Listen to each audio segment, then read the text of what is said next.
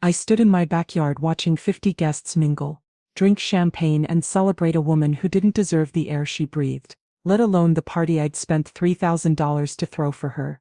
But I smiled. I've learned over 68 years on this earth that a smile can be the most dangerous weapon a woman possesses, especially when the people around you mistake your kindness for weakness. The catering company I'd hired was setting up the final touches on the dessert table. White tablecloths, fresh flowers everywhere, a custom cake that cost $400 alone. My son Marcus was greeting guests at the front, and somewhere inside the house my daughter-in-law Candace was getting ready for her grand entrance. Candace, 28 years old, beautiful in that carefully curated Instagram kind of way. She'd married my son 3 years ago, and in those 3 years I'd watched her slowly reveal who she really was. A woman who measured her worth by the price tags on other people's gifts. But today would be different. Today would be educational. My best friend Lorraine walked up to me, champagne glass in hand, looking around at the party with approval. "Girl, you outdid yourself. This is beautiful." "Thank you, baby. I wanted it to be special." "Special? This is more than special. You spent what, $2,000–3,000 on this?" $3,247, I said. "But who's counting?" Lorraine gave me a look. The look she'd been giving me for 3 years, whenever Candace's name came up, and she appreciates none of it. "We'll see about that. What does that mean?" I just smiled. Lorraine had known me since we were both 17 years old, working night shifts at the hospital to put ourselves through nursing school. She knew that smile, it meant I had a plan. The moment arrived, Marcus stood on the back porch and clinked a knife against his glass. "Everyone, can I have your attention please? My beautiful wife is about to come out and my mother has a very special birthday surprise for her." The guests gathered around, phones already out and recording. Everything is content now. Everything is a performance. Candace emerged from the house in a dress that probably cost more than most people's monthly rent. Tight white, covered in rhinestones. She smiled and waved at her friends, soaking in the attention like it was oxygen. I stepped forward. "Candace, sweetheart, before we cut the cake, I want to say a few words." She turned to me, that camera-ready smile plastered on her face. I could see the calculation in her eyes, wondering what I was about to give her, hoping it was expensive enough to post about. "I want you to know," I began, my voice carrying across the yard, "how much it means to have you as part of our family. You've been Marcus's wife for 3 years now, and I wanted to do something special for your birthday. Something that shows how much I value you." Polite applause. Candace's smile widened. "So," I continued, pulling a set of keys from my pocket, "I'd like you to come with me."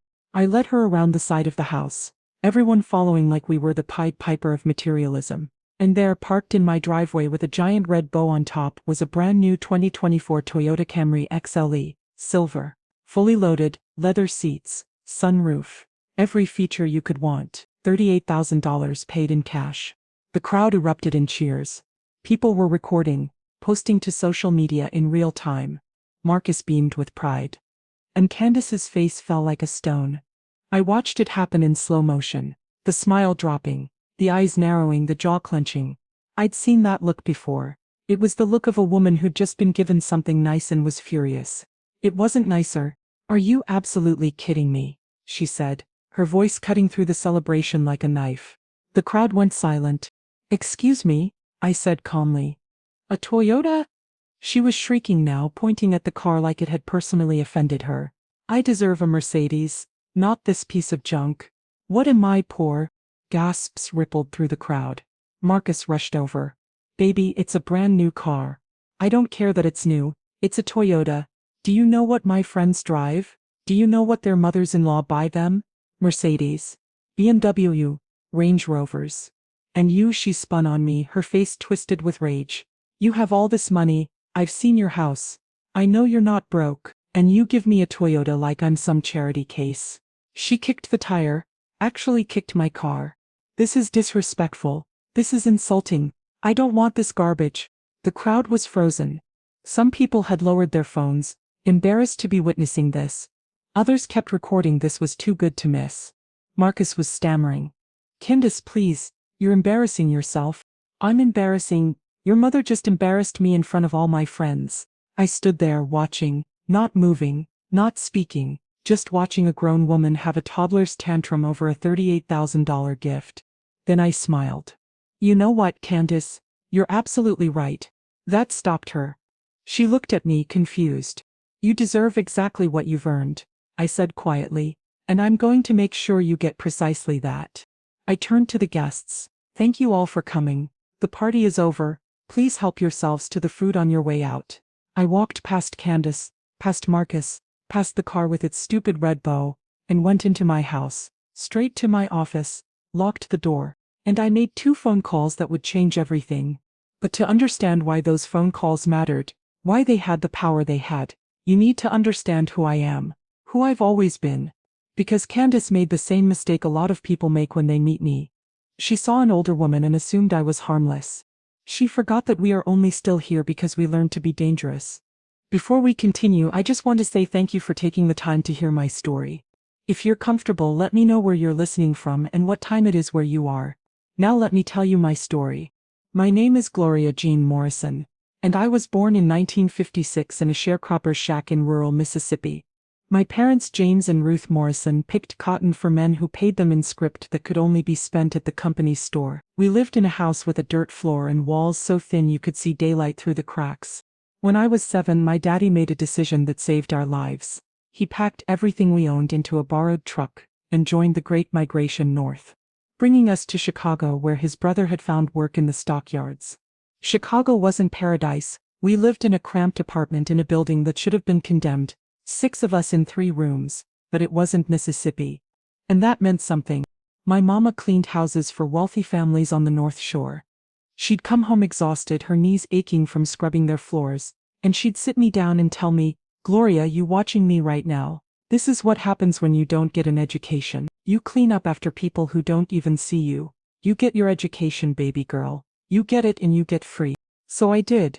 I was the first person in my family to graduate high school. I worked 3 jobs to put myself through community college, then nursing school, overnight shifts at the hospital cafeteria, weekend shifts at a laundromat, babysitting for professors' children who looked at me like I was lucky to be in their homes. I graduated with my RN in 1978, got hired at Cook County Hospital, worked the trauma unit where every night was a battleground of gunshot wounds and broken people clinging to life. I met my husband David there. He was a paramedic, tall, dark-skinned, with hands that were gentle even when they were working fast to save someone's life. We got married in 1979 in a small ceremony at my mama's church. I wore a dress my mama sewed by hand. David and I had 1 son, Marcus, born in 1988. We raised him in a small house on the south side that we bought for $42,000 with a VA loan from David's military service. We worked opposite shifts, so one of us was always home with Marcus. David would leave for his shift, and I'd arrive home just in time to help Marcus with his homework. We weren't rich, but we were stable. And in a neighborhood where stability was rare, that was wealth. David died 15 years ago. Heart attack. Sudden, he was only 58. I held his hand in the ambulance, the same ambulance where he'd saved so many lives, and watched him slip away from me. He left me $400,000 in life insurance from the fire department, and his city pension. He'd always been paranoid about making sure I'd be taken care of if something happened to him. Turns out his paranoia was prescience. I took that money and I got smart with it. I didn't blow it on a big house or a fancy car or a lifestyle I couldn't maintain. I invested. I bought my first rental property in 2010, a 3-flat building in Bronzeville that needed work. I spent $120,000 buying it, another $30,000 fixing it up, rented out all 3 units and netted $2,400 a month after expenses. Then I bought another property, and another. Over 15 years, I built a portfolio of 8 rental properties across the south and west sides. Properties in neighborhoods that people said were too risky, or not worth it. I knew better. I knew those neighborhoods because I came from them. I knew they were full of working people who needed decent housing and would pay their rent on time if you treated them with respect. By 2024, my real estate portfolio was worth $2.1 million. My investment accounts, carefully managed by a financial advisor I'd vetted thoroughly, held another $700,000. My house, which I'd bought outright for cash after David died, was worth $450,000. Total net worth, approximately $2.8 million. But you wouldn't know it to look at me. I drove a sensible Lexus that was 3 years old. I wore clothes from Macy's, not designer boutiques. I lived comfortably but modestly. I tithed to my church, donated to causes I believed in, helped people when they needed it. My wealth wasn't for show, it was for security, for freedom, for power. Because money, I'd learned, was the only thing in America that could buy a woman's autonomy. Without it, you were at the mercy of employers who underpaid you, landlords who overcharged you, systems designed to extract every dollar from your pocket while giving you nothing in return. With it, you could make your own choices, live life on your own terms, and when someone disrespected you, you could remind them swiftly and completely who they were dealing with. Marcus didn't know the full extent of my wealth. He knew I was comfortable, knew I owned rental properties, knew I'd paid off my house. But he didn't know about the investment accounts, the stock portfolio, the real estate holdings. I'd taught him to value education, hard work, stability. And for the most part, he'd listened. He'd gone to college, Illinois State, gotten a degree in business, worked his way up to a middle management position at a tech company. He made $85,000 a year, decent money, not rich, but comfortable. Then he met Candace. It was 5 years ago at a club in River North. Marcus had gone out with some college friends, and Candace was there working bottle service. She was beautiful, I'll give her that, but she had a look about her, a look that said she felt she was too good for her current situation. She was 23. Marcus was 31. He brought her to meet me 3 months after they started dating. I knew within 5 minutes what kind of woman she was. She walked into my house and the first thing she said, not hello, not nice to meet you, but oh my God, this house is gorgeous. How much did it cost? Red flag number 1. You don't ask people how much their house costs. It's tacky. I bought it a long time ago, I said politely. But like how much? I'm thinking about buying property and I want to know what the market is like. She wasn't thinking about buying property. She couldn't even afford to rent a decent apartment. She just wanted to know how much money I had. The market changes constantly, I said. What matters is finding a place that fits your needs and your budget. She looked disappointed that I wouldn't tell her. Over dinner, she talked non-stop about brands. Louis Vuitton, Gucci, Prada, Balenciaga. She showed me her purse, a knockoff she swore was real. She talked about her friends who had wealthy boyfriends and the trips they took and the cars they drove. Marcus sat there beaming at her like she'd invented oxygen. After they left, I called my friend Lorraine. She's a gold digger, I said flatly. You sure? Maybe she's just young and doesn't know better. I'm sure. She spent 2 hours talking about money she doesn't have and things she can't afford. She's looking for someone to fund a lifestyle she thinks she deserves. And she thinks Marcus is that someone. Is he? No, but he's going to try to be, and it's going to ruin him. I was right. They got engaged 6 months later. Candace wanted a $40,000 wedding. Marcus made $85,000 a year and had student loans. He came to me embarrassed, asking if I could help. How much does she want? I asked. She's looking at venues that cost $15,000 just for the space. Then there's catering, flowers, a photographer, a videographer, a DJ, her dress. Her dress? She wants a dress from a boutique. Says she's only getting married once and it has to be perfect. The dress alone is $8,000. I was quiet for a long moment. Then I said something I've learned to say when the situation calls for it. Marcus, let me tell you something my mama told me when I was young. She said, a woman who needs an expensive wedding is telling you what kind of wife she's going to be. She's telling you that her comfort will always cost more than you can afford. Listen to what she's saying. Marcus looked uncomfortable. Mom, she just wants a nice wedding. All brides want that. All brides want to marry the man they love and start their life together. Some brides want a production. There's a difference. So you won't help? I sighed. I'll help, but not because she deserves it. Because you're my son and I don't want you starting your marriage drowning in debt. I paid for the wedding, all $45,000 of it. The venue, the catering, the flowers, the photographer, the videographer, the DJ, and yes, the $8,000 dress. Candace complained the entire time. The venue wasn't fancy enough. The flowers weren't exactly the right shade of blush pink. The photographer wasn't Instagram famous. The DJ played too much old school music and not enough current hits. At the reception, she didn't thank me once. Not once. But I smiled. I danced. I celebrated my son's marriage to a woman I knew would destroy him if given the chance. And I waited. Because I've learned that people like Candace always reveal themselves eventually. You just have to be patient enough to watch them do it. The first 2 years of their marriage, I kept my distance, sent birthday cards with checks for $500, hosted them for holidays, was polite and grandmotherly and supportive. And I watched. I watched Candace quit her bottle service job 3 months after the wedding because I don't need to work now that I'm married. Never mind that Marcus's salary couldn't support both of them comfortably. Never mind that she'd agreed to keep working when they got married. I watched Marcus's credit card debt climb from $5,000 to $30,000 in 18 months. Designer purses, designer shoes, dinners at expensive restaurants, trips to Miami to Los Angeles to Las Vegas.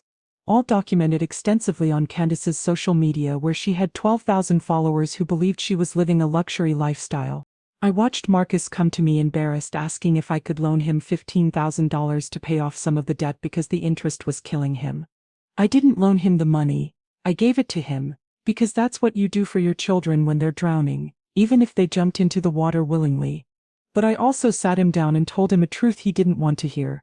Your wife is spending you into bankruptcy. You need to set boundaries or you need to leave. Those are your only options. She'll change, he said.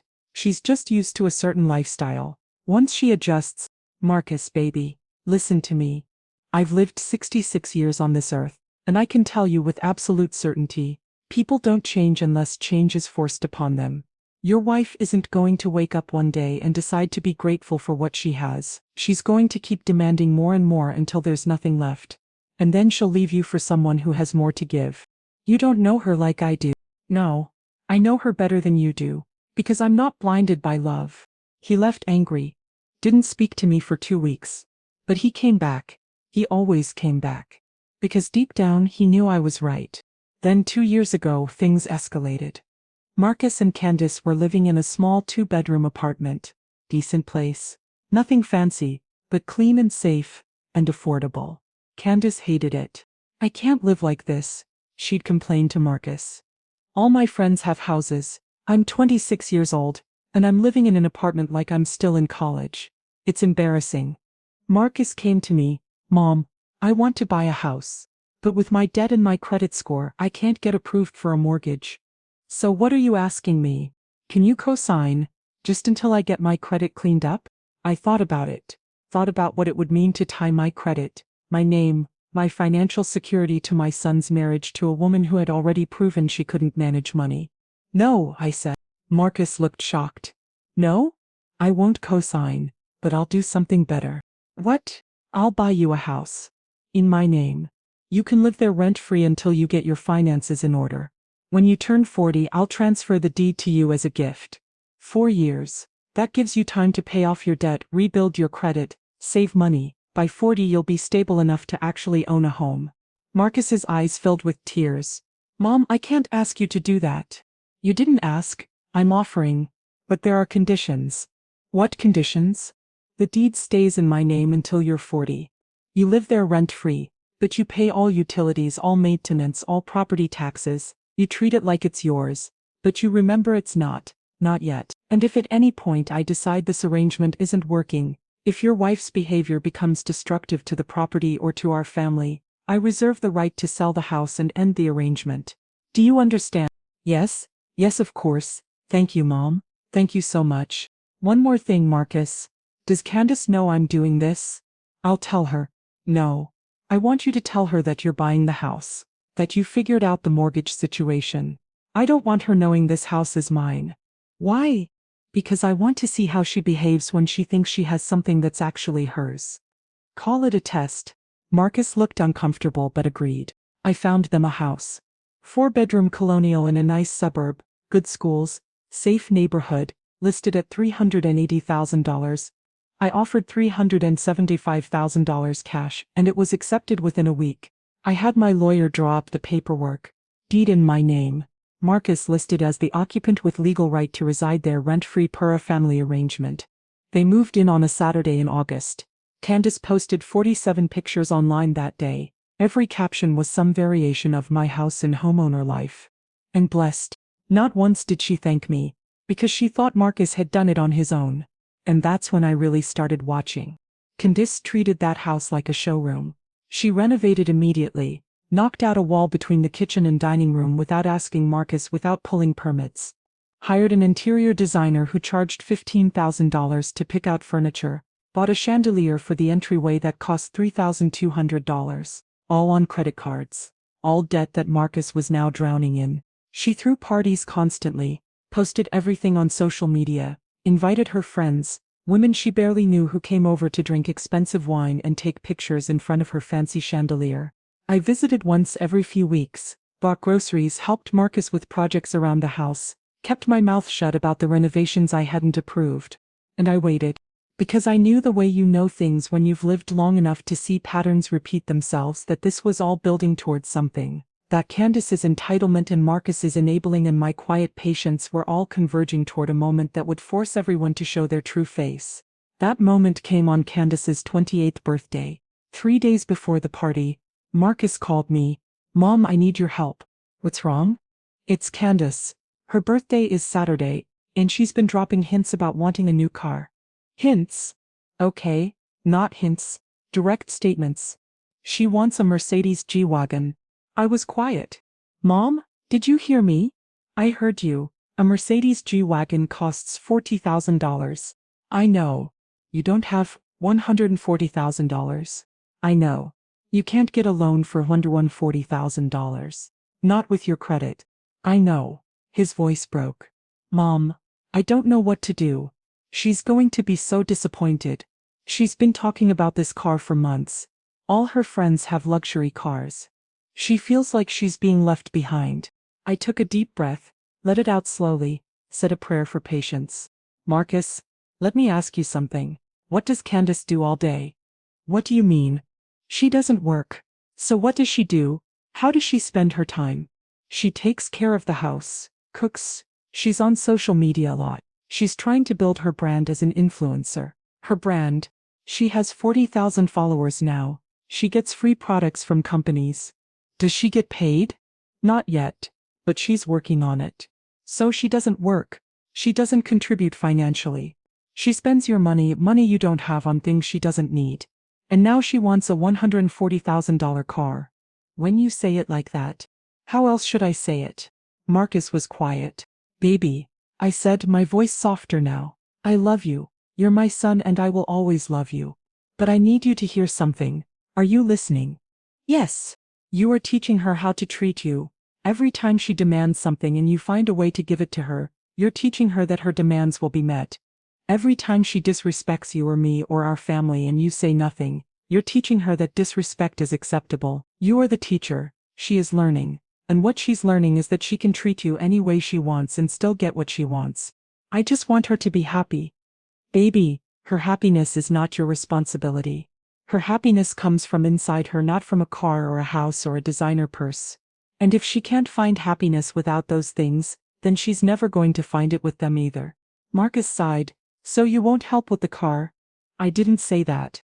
"You will. I'll handle it. But not a Mercedes." "Mom."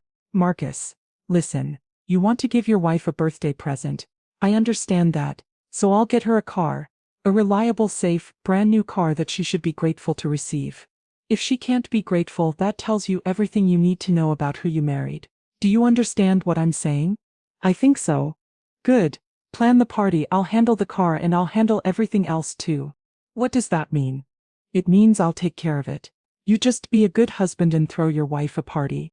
I went car shopping the next day. Walked into a Toyota dealership in Schaumburg and told the salesman exactly what I wanted. A 2024 Camry XLE. Fully loaded in silver. "That's a beautiful choice," he said. "Very reliable, excellent safety ratings, and with the XLE package you get leather seats, sunroof, navigation." I don't need the sales pitch. I know what I want. "How much?" "MSRP is $38,450. I'll pay $36,000. Cash. Today." His eyes widened. "Ma'am, I'll need to check with my manager." "You do that." 20 minutes later I drove off the lot with a brand new Toyota Camry, purchased outright, title in my name. I had them deliver it to my house Friday evening, and put a giant red bow on top. Then I planned the party. I hired the best caterer I knew, a woman from my church who did events for wealthy families on the North Shore. Spent $2,000 on food alone. hired a bartender, rented tables and chairs, bought flowers, ordered that ridiculous $400 custom cake, invited 50 people, Candace's friends, Marcus's colleagues, some family members, neighbors. Total cost $3,247. I didn't do it because I liked Candace. I didn't do it because she deserved it. I did it because I wanted witnesses. Saturday arrived. The party was at my house. My backyard was bigger and nicer than theirs, and I'd offered to host. Candace, of course, hadn't offered to help with any of the planning or costs. Just showed up in her ridiculous dress, ready to be celebrated. The guests arrived. The champagne flowed. The food was eaten. Everyone complimented me on how beautiful everything looked. And then came the moment. I gave my little speech about family and appreciation. I led Candace outside to the driveway. I showed her the car, and I watched her face transform from anticipation to disgust in 2.5 seconds.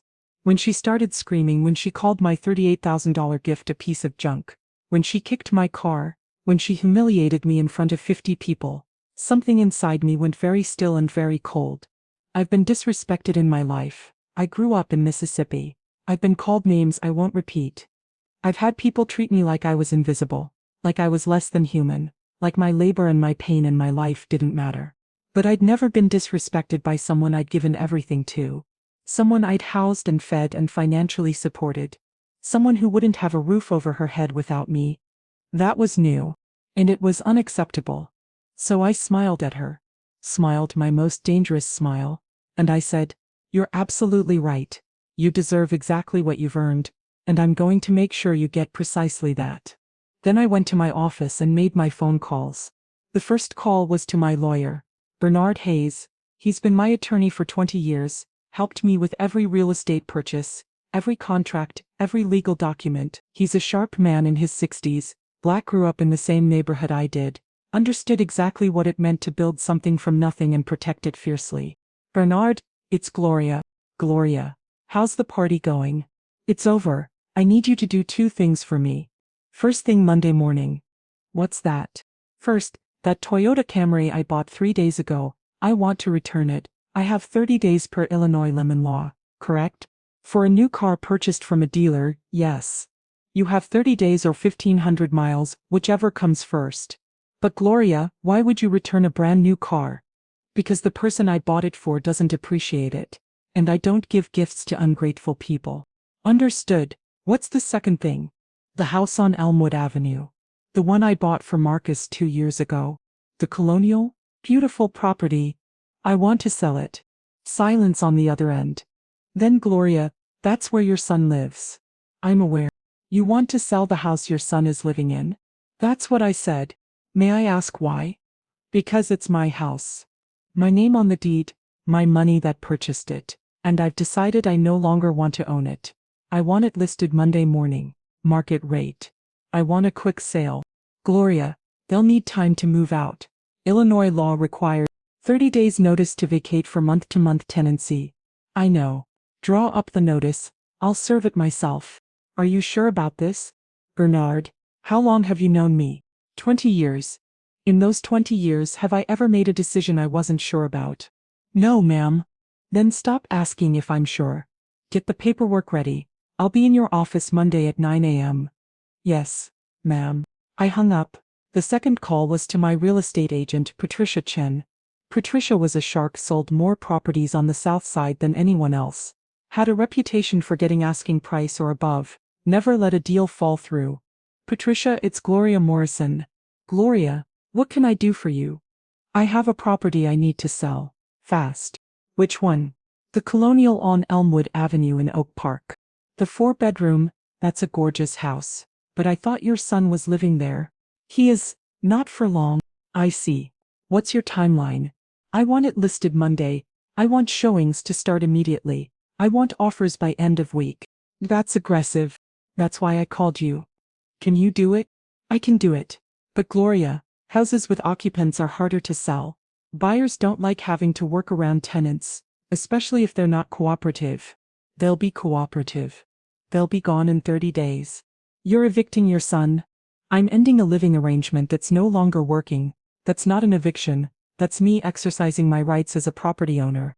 "Fair enough. I'll get the paperwork started." Comparable sales in that neighborhood are around $400,000 right now, with the updates that have been done. Listed at $395,000. I want it to move fast. Done. I'll have professional photos taken Monday. Listing goes live Tuesday. You'll have offers by the weekend. Thank you, Patricia. Gloria, can I ask what happened? Someone forgot who they were dealing with. I hung up and sat in my office for a long moment, listening to the sounds of the party winding down outside. People leaving, saying goodbye, thanking me for a lovely time. I thought about Candace out there, probably still fuming about the Toyota, probably complaining to her friends about how she deserved better. And I thought about something my grandmother told me when I was a little girl in Mississippi. We were in her kitchen, and she was teaching me to cook greens. She said, "Gloria Jean, let me tell you something about respect. Respect is not something you demand. It's something you earn, and once you earn it, you protect it. Because the moment you let someone disrespect you without consequence, you teach everyone else that they can do it too." I was 7 years old and I didn't fully understand what she meant. But I remembered it, and now at 68, I understood it completely. Respect is not negotiable, gratitude is not optional, and consequences are not suggestions. Candace was about to learn that. Sunday morning I woke up at 6 a.m. like I always do, made my coffee, said my prayers, drove to Marcus and Candace's house, my house with the legal documents. Bernard had emailed me as PDFs that I'd printed out. I still had a key. I'd kept it when they moved in. It was my house, after all. I let myself in quietly. The house was a mess from them coming home late from the party. Wine glasses on the counter. Candace's heels kicked off in the hallway. Her dress thrown over a chair. I took the legal notice to vacate and taped it to the front door where they couldn't miss it.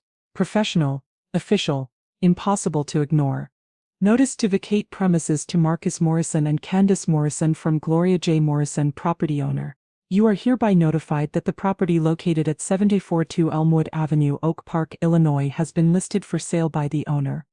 As month-to-month occupants of this property, you are required to vacate the premises within 30 days of this notice, per Illinois residential tenancy law. Failure to vacate by the specified date 30 days from date of notice will result in formal eviction proceedings. This decision is final and non-negotiable. Then I went into the kitchen and left a handwritten note on the table. Marcus and Candace. The Toyota has been returned to the dealership. Since it was not appreciated, you no longer have access to it. The house is being sold. You have 30 days to find alternative housing. I suggest you use this time wisely. Gloria. I left the house, locked the door behind me and went home to enjoy my Sunday. My phone started ringing at 10:47 a.m. Candace. I let it go to voicemail. She called again. Voicemail. Again, voicemail. 16 calls from Candace. 7 from Marcus. I didn't answer any of them. Finally, around 2 p.m. I listened to the voicemails. Candace's were predictably hysterical. Are you serious right now? You can't do this. This is my house. You can't just kick us out. This is illegal. I'm calling a lawyer. You're a bitter old woman who can't stand to see me happy. This is ridiculous. Call me back. Marcus's were more measured but desperate. Mom, please pick up. Candace is losing her mind. What's going on? Why are you selling the house? Where are we supposed to go? Please, can we just talk about this? Call me back. I didn't call either of them back. Instead, I called Lorraine. Girl, I heard about the party, she said immediately. Tasha called me last night. Said Candace lost her whole mind over a brand new car. She did. And I heard you sold the car in the house? Returning the car, selling the house? Gloria Jean Morrison, you are a woman after my own heart. What did Marcus say? Haven't talked to him yet. He's going to be upset. He should be, but not at me. At the woman he married who doesn't know the difference between a gift and an obligation. You going to let them be homeless? They're not going to be homeless. They're going to figure out how to live within their means for the first time in their marriage. It'll be educational. Lorraine laughed. You're cold-blooded, you know that? No, I'm not cold. I'm clear. There's a difference. Cold would be throwing them out with no warning. Clear is giving them 30 days and a life lesson. What lesson is that? That you don't bite the hand that feeds you. Especially when that hand can snatch back everything it gave you. Monday morning, 9 a.m. I was in Bernard's office signing paperwork. By noon the Toyota was back at the dealership and I had a full refund check for $36,000. By 2 p.m., Patricia had the house listed with professional photos and a virtual tour. By 5 p.m., we had 3 showing requests. By Wednesday, we had 2 offers, one for asking price, one for $5,000 over. I accepted the higher offer. Cash buyer, no contingencies. 18-day close. Marcus finally showed up at my house Wednesday evening. He looked terrible, exhausted, defeated, like he'd aged 5 years in 3 days. "Mom, can I come in?" "Of course." We sat in my living room. I offered him tea. He declined. "Mom, I don't understand what's happening." "What don't you understand?" "Why you're doing this. Why you're selling the house. Why you returned the car." "Candace is devastated. She's been crying for 3 days." "Has she apologized?" "For what?" "For calling my gift junk in front of 50 people. For kicking my car. For humiliating me at a party I spent over $3,000 to throw for her." "She was just disappointed." "Marcus." I cut him off, my voice sharp. "Stop. Stop making excuses for her. A grown woman had a tantrum over a $38,000 car because it wasn't expensive enough. That's not disappointment. That's entitlement. That's greed. That's disrespect, and I will not tolerate being disrespected. She didn't mean, she meant every word, and you stood there and said nothing." That stopped him. I tried to calm her down.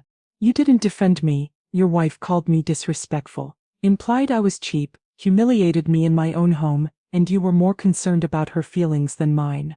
She's my wife. And I'm your mother. The woman who raised you alone after your father died. The woman who paid for your wedding, paid off your debts, bought you a house to live in rent-free. And when your wife disrespected me, you said nothing." Marcus looked at the floor. "I'm sorry. I don't want your apology. I want you to understand something. Are you listening?" "Yes. I have spent 3 years watching that woman spend you into poverty. I've watched her quit her job, rack up credit card debt, demand things you can't afford, treat you like an ATM instead of a husband. And I said very little because you're an adult, and you made your choice. But Saturday night, when she screamed at me, when she called my gift garbage, when she treated me like I'd insulted her by not spending enough money, that crossed a line. And here's what you need to understand about me, Marcus. I don't argue. I don't fight. I don't yell. When someone crosses a line with me, I simply remove my resources and walk away. The car was my resource. I bought it. I owned it. She disrespected it, gone. The house was my resource. I bought it. I own it. She's been ungrateful since day one, gone. My time, my energy, my generosity toward her. All resources, all gone." Marcus was crying now. "Mom, where are we supposed to live? We can't afford anything. Our credit is destroyed." "Then you'll figure it out. Get a smaller apartment, find roommates, live within your means." "This is going to destroy my marriage." "Baby, your marriage is already destroyed. You just haven't admitted it yet." "What's that supposed to mean?" I leaned forward, looked my son in the eyes and said something I'd been holding back for 3 years. "Your wife doesn't love you. She loves what she thought you could give her. She loves the lifestyle she thought you could provide. She loves the idea of being married to someone who would fund her influencer fantasy. But she doesn't love you, because love doesn't throw tantrums when the gift isn't expensive enough. Love doesn't spend you into debt. Love doesn't disrespect your mother. You don't know that. I know exactly that. And so do you. You're just too afraid to admit it." He stood up, angry now. "You're wrong. She made a mistake, but she loves me. Then prove me wrong. Go home. Tell her you're getting a cheaper apartment because you can't afford anything else. Tell her she needs to get a job because you can't support her expensive tastes. Tell her she needs to apologize to me. See what she says. She'll understand. Will she?" He left without saying goodbye. I knew what was coming next. Because people like Candace only stay as long as the money lasts. Marcus came back to my house 4 days later, defeated, broken. "You were right," he said quietly. "About what?" "Everything. Tell me what happened." I told her we needed to find a cheaper apartment, that we couldn't afford the houses we were looking at. She said I needed to ask you for more money.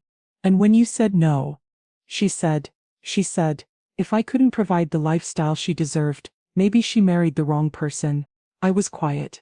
Then I told her she needed to apologize to you, that she'd been disrespectful and it needed to be made right. What did she say? She said she'd never apologize, said you were a bitter old woman who was jealous of her, Said you'd always hated her and this was your excuse to ruin her life. And then I told her she needed to get a job, that I couldn't support us both on my salary with all our debt. And she laughed. Said she wasn't going to work some minimum wage job like a loser. Said I needed to figure it out because that's what husbands do. Marcus looked at me with tears streaming down his face.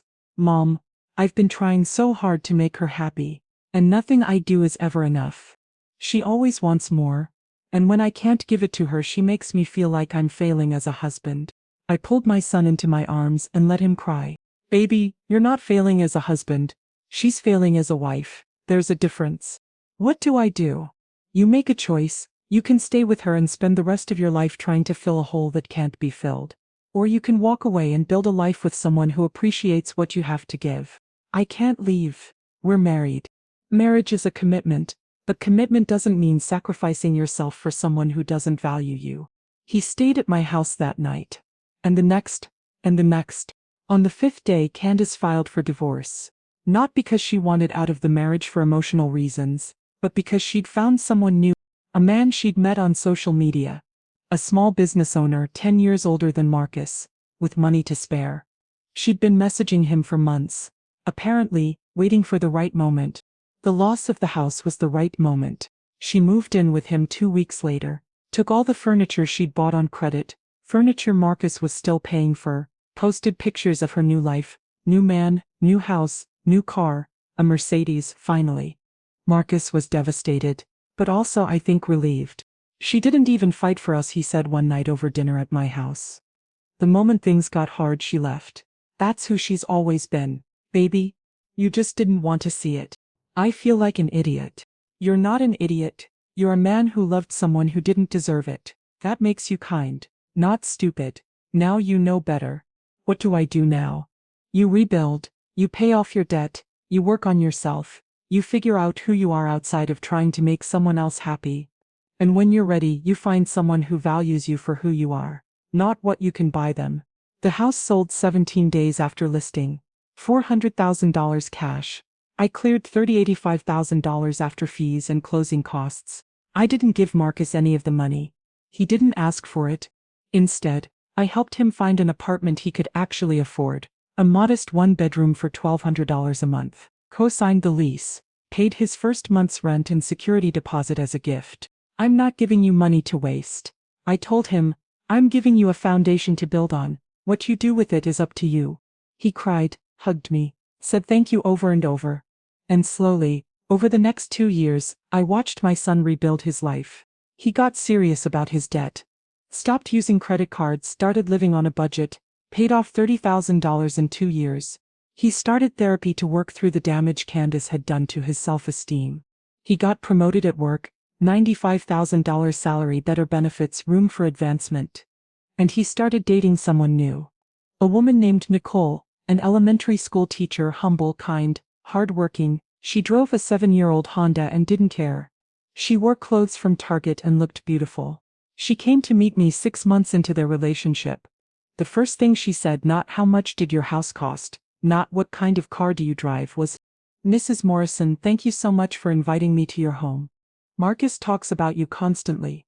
It's an honor to meet you. I looked at this woman, 34 years old, brown-skinned, natural hair, genuine smile, and I felt something I hadn't felt in years when meeting one of Marcus's girlfriends. Hope. We sat in my living room, the same room where I'd confronted Marcus about Candace so many times, and we talked. Nicole asked me about my life, my work, my late husband. She listened. Actually listened, not just waiting for her turn to talk. And when I asked her about her work, she lit up. I teach 3rd grade. 28 kids, all beautiful, all full of potential. Most of them come from difficult backgrounds, but they're so resilient, so smart. I get to be part of helping them believe in themselves. That's beautiful work, I said. It's important work, not glamorous, not high-paying, but important. Marcus watched us talk with tears in his eyes. Later, he told me, that's the first time you've smiled at someone I was dating in 5 years. That's because she's the first person you've dated in 5 years who deserves a smile. They got married a year later.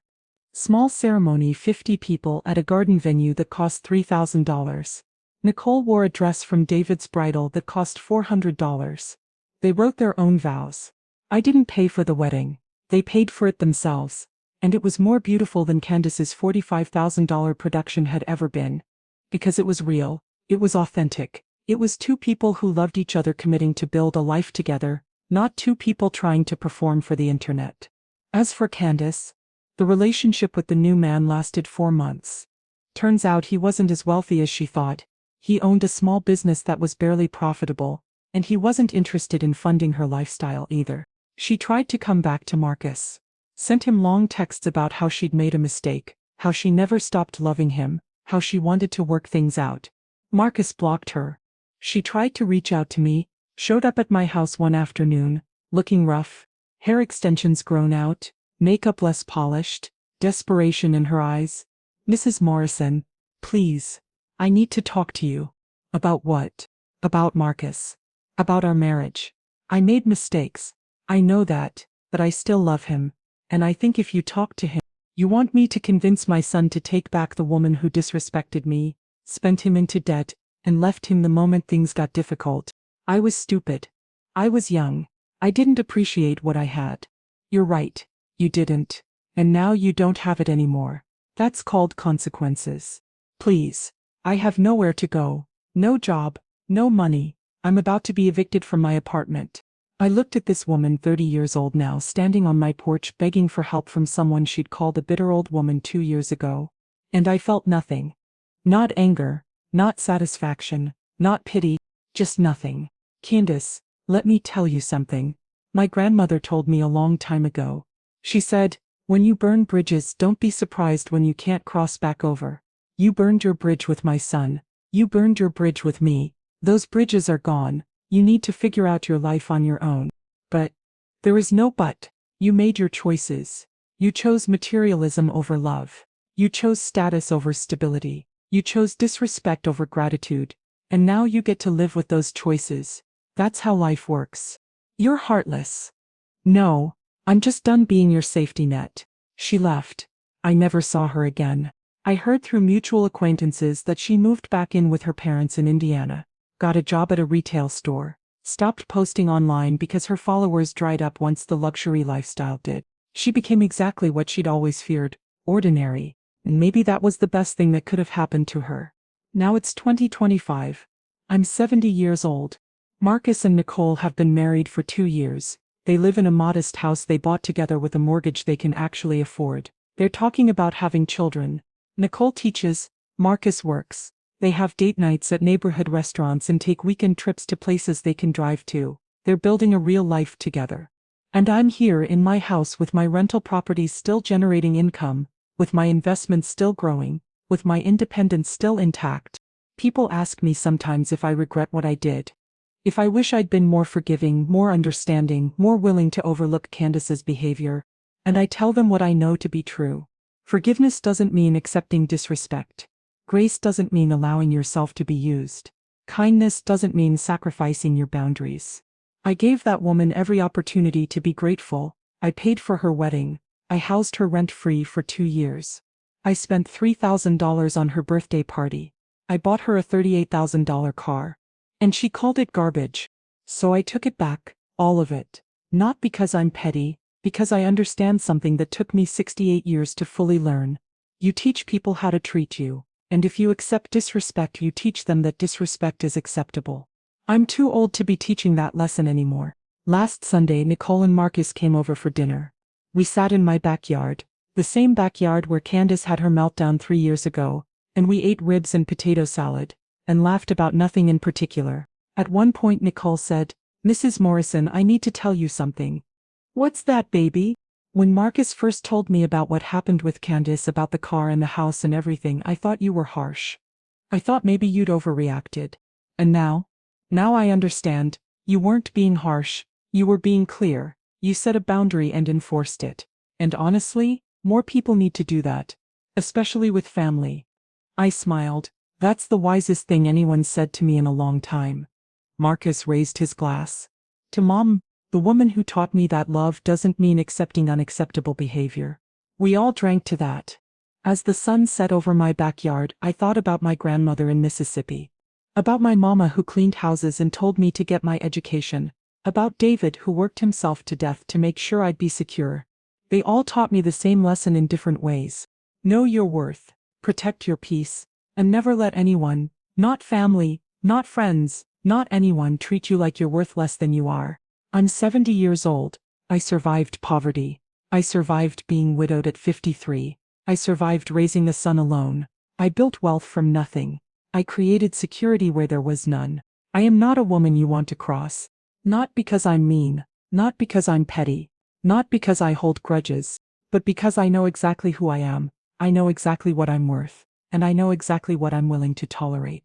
And a spoiled, entitled, ungrateful woman screaming about a Toyota? That ain't it.